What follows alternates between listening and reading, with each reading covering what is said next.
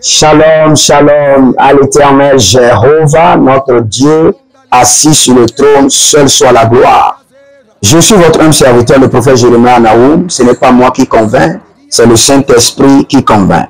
Donc je vous donne la possibilité d'examiner les enseignements à la lumière du Saint-Esprit, examiner toutes choses et retenir ce qui est bon. J'aimerais vous enseigner sur ce thème, qu'est-ce qu'il faut faire quand vous venez d'une famille pauvre et vous devenez riche. 7 choses à faire. 7 choses à faire. Quand vous venez d'une famille pauvre et vous devenez riche, qu'est-ce qu'il faut faire?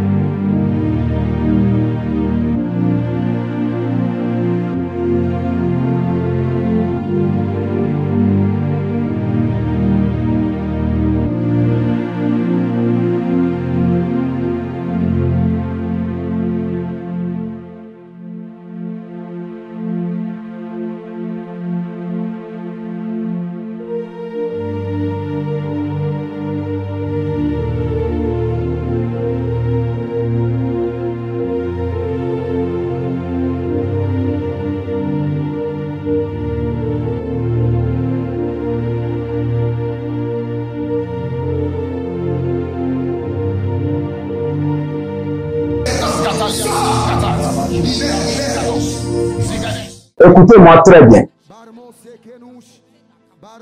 L'esprit le plus contagieux est l'esprit de la pauvreté. Et plusieurs personnes disent que la pauvreté est seulement un état d'esprit. Ce n'est pas vrai. La pauvreté est aussi un héritage qui réside dans le sang. La pauvreté n'est pas seulement un état d'esprit. La pauvreté est bel et bien une semence qui réside dans le sang. La pauvreté est un esprit démoniaque qui accompagne des familles, qui peut garder en captivité toute une génération. L'aïeux-grand-père, le grand-père, le père, les enfants et les petits-enfants. Donc la pauvreté peut prendre en otage toute une génération. Maintenant, écoutez-moi très bien.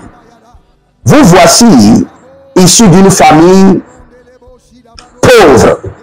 Et maintenant, par accident, vous devenez riche. Ou Dieu vous a fait grâce pour devenir riche. Je pèse les mots. Accidentellement ou par grâce, vous devenez riche. Parce que si vous venez d'une famille pauvre, vous ne pouvez que devenir riche, soit accidentellement, ou soit par pure grâce. Parce qu'il n'y a pas d'héritage de richesse dans votre sang. C'est pourquoi vous devez faire très attention. Soit vous allez devenir riche accidentellement ou par pure grâce. Et nous avons plusieurs personnes qui sont devenues riches accidentellement. Et nous avons d'autres qui sont devenus riches par pure grâce. Maintenant, vous venez d'une famille pauvre et vous devenez riche. Ne dites pas que vous voulez aider les frères et sœurs. En même temps, ils sont dans le puits et tous ils vont vous donner de la main et vous ramener dans le puits et vous irez à terre. Donc quand vous devenez riche, étant issu d'une famille pauvre, votre première mission, ce n'est pas d'aider vos frères et sœurs. Car tous les démons de pauvreté, peut-être votre petit frère a 200 démons de pauvreté, votre grand frère a 500 démons de pauvreté, votre père a 1000 démons de pauvreté. Dès que vous devenez riche et vous voulez les aider, tous ces démons vont former une assemblée de pauvreté et vont vous attaquer, vont vous abattre. Fermez vos sources de revenus compliquées votre vie, chassez vos partenaires. Donc, la première des choses à faire, établissez d'alliance avec Dieu pour affermir votre règne, votre richesse, pour sécuriser votre richesse. C'est la première des choses à faire.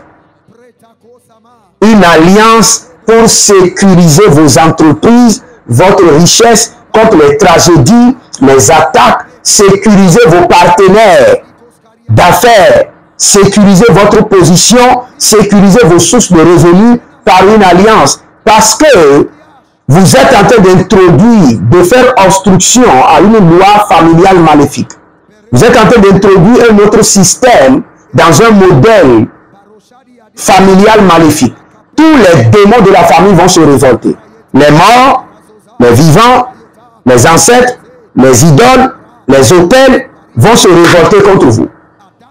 Et je vais enseigner une autre fois, quand vous êtes la première personne à acheter des maisons dans votre famille, tous les esprits morts de la famille viendront rester habités dans la maison. Parce que dans la famille, ils n'ont pas eu de base. Ils ont été toujours vagabonds, errants. Donc dès que quelqu'un de la famille achète une maison une première fois, eux tous viendront pour dire qu'ils veulent s'installer dans la maison. Les serpents, les hommes, les morts, c'est à vous de les chasser. Et si vous ne comprenez pas le secret, le mystère, vous allez vivre avec eux à la maison. Ils vont gâter l'électricité, la plomberie, gâter les choses, vous créez des problèmes pour rien. Écoutez-moi très bien. Deuxième chose, dès que vous devenez riche et votre famille est encore pauvre, rassurez-vous que vous avez des sources de revenus multiples de part et d'autre, qui est une expansion de votre richesse. Au point que même si 3-4 entreprises sont fermées aujourd'hui, votre richesse sera toujours intacte. Et ça ira toujours de gloire en gloire. Troisième chose, investissez dans l'œuvre de Dieu contre la pauvreté de votre famille. Investissez dans l'œuvre de Dieu. Bâtissez des hôtels à Dieu pour dire au Seigneur, chaque fois quand tu vois la batterie que j'ai achetée à l'église, maintient ma richesse. Chaque fois que tu jettes ton regard sur telle chose, les chaises, maintient ma richesse établie. Maintenant, quatrième chose, il y a des gens dans la famille que l'Éternel lui-même a jugé. Parce que la méchanceté la pauvreté dans leur cœur s'est tournée en une source de méchanceté. Et le Seigneur les a placés sous jugement. Il y a des gens dans la famille, ils ont crié à l'Éternel. Et vous maintenant, vous êtes leur exaucement. C'est ceux-là que vous devez aider d'abord. Donc dans votre famille, il y a deux catégories de personnes. Il y a des gens où la pauvreté a changé leur cœur. Et leur cœur est devenu source de méchanceté. Vous ne devez pas les aider. Il y a d'autres, ils ont tellement crié à l'Éternel, au point que le Seigneur les a promis qu'il enverrait quelqu'un, un sauveur dans leur famille, qui les aidera. Ceux-là, vous devez être l'exaucement de leur prière. C'est ceux-là que vous devez identifier d'abord dans la famille. Et la plupart des temps, je ne dis pas tout le temps, la plupart des temps, c'est les mamans.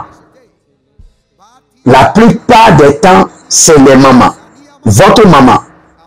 Donc vous devez examiner et prier et demander au Seigneur, faire des consultations prophétiques. Qui sont des gens dans ma famille que je dois aider et qui feront leur étoile, leur gloire, feront que ma richesse va s'étendre. Maintenant, qui sont les gens dans ma famille? Et quand je les aiderai, ils pourront devenir une brèche, une attaque sur mes finances, sur ma richesse. Et vous les mettez aux côtés. Maintenant, quand le Seigneur vous bénit, et chaque fois, c'est vous qui envoyez l'argent à la famille. Quand il y a un problème, c'est vous qu'on appelle. D'abord, ils vont vous envoûter pour que vous soyez divorcés, ou soit pour que vous ne vous mariez pas, afin de toujours prendre soin d'eux. Ils vont vous envoûter, déposer votre nom, vos prénoms, vos photos sur les hôtels pour que vous soyez à leur guise. Vous serez envoûté de part et d'autre.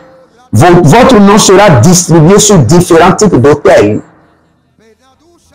Et je peux vous dire une vérité. Il y a plusieurs personnes qui sont sages. Issus de familles pauvres, dès qu'ils deviennent riches, ils bloquent tout le monde d'abord. Et ils s'établissent, ils s'affermissent. Et cachent leur richesse. Quand vous devenez riche d'une famille pauvre, cachez votre richesse. Quand au contraire vous voulez apparaître au milieu de cacher votre richesse, ce n'est pas la peur. C'est parce que vous n'êtes pas encore prêt pour la bataille. Quand vous serez prêt pour les batailles spirituelles de type élevé, là, vous pouvez maintenant apparaître devant eux avec ce que Dieu vous a donné. Mais faites très, très, très attention. Faites très, très attention. Et quand le Seigneur vous bénit et vous êtes issu d'une famille pauvre, investissez non seulement dans l'église, surtout dans les missionnaires. Les missionnaires qui vont dans les villages pour aller sauver les âmes. Quand le Seigneur voit que votre argent sauve les âmes, quelle qu'en soit la malédiction, la pauvreté, le Seigneur va vous maintenir toujours élevé et béni. Mais le Seigneur vous a béni, vous n'investissez pas dans l'église, vous n'investissez pas dans l'œuvre de Dieu, dans les missionnaires, et vous faites du boucan avec l'argent, et vous savez que vous êtes d'une famille pauvre.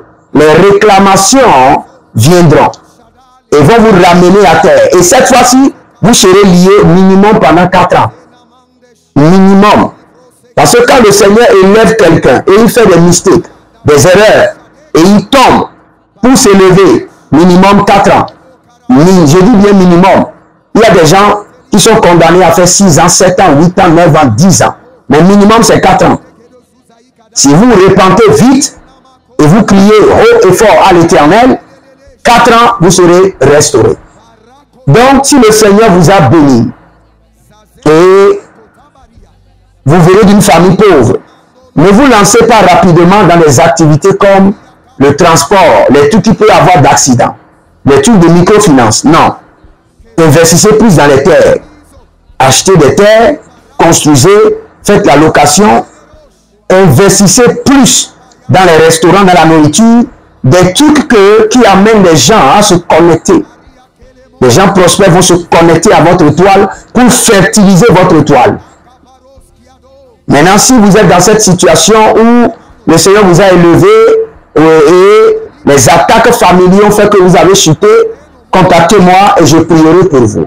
Vous pouvez maintenant vous abonner, liker la vidéo, partager et surtout inscrivez-vous à l'école prophétique Les Ailes en Action, à l'Institut biblique L'Aide de la Révélation et vous verrez la gloire de Dieu. Vous pouvez de réclamer un entretien one-on-one, face à face avec le prophète par 30 minutes d'appel vidéo pour une séance prophétique et une séance de délivrance.